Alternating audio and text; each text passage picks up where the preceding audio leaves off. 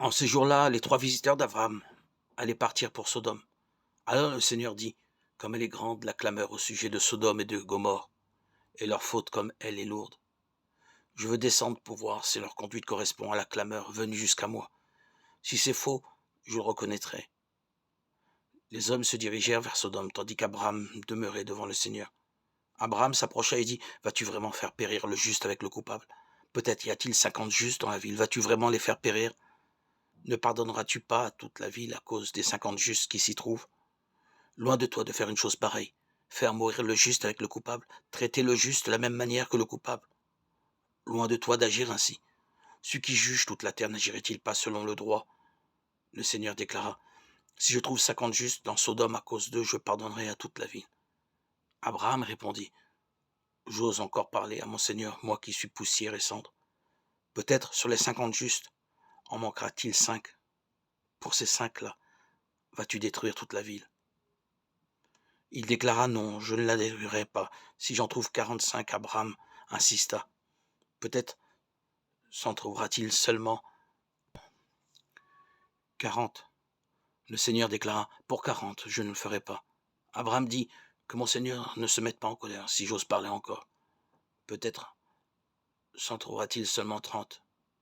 Il déclara, si j'en trouve 30, je ne le ferai pas. Abraham dit alors, j'ose encore parler à mon Seigneur.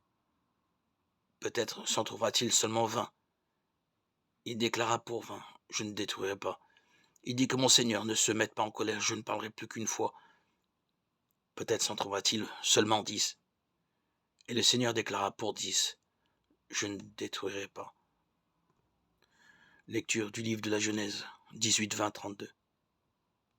En quoi consiste la justice de Dieu? La pensée du peuple juif à ce sujet a évolué au cours de l'histoire. Le récit du dialogue entre Dieu et Abraham représente une étape dans ce lent processus. Abraham serait scandalisé que des justes soient punis en même temps que les pécheurs et à cause d'eux. Il a donc le sens de la responsabilité individuelle, mais il se situe encore dans une logique de comptabilité. Sur le thème « Combien faudra-t-il de justes pour gagner le pardon des pécheurs ?» Il restera à franchir le dernier pas, découvrir qu'avec Dieu, il n'est jamais question d'un quelconque paiement. Sa justice n'a rien à voir avec une balance dont les deux plateaux devraient être rigoureusement équilibrés. Tu protèges, Seigneur, Dieu, ceux qui espèrent en toi. Sans toi, rien n'est fort et rien n'est saint. Multiplie pour nous les signes de ta miséricorde, afin que, sous ta conduite, sous ta direction, en faisant un bon usage des biens qui passent, nous puissions déjà nous attacher à ceux qui demeurent. Dieu se tient dans sa sainte demeure.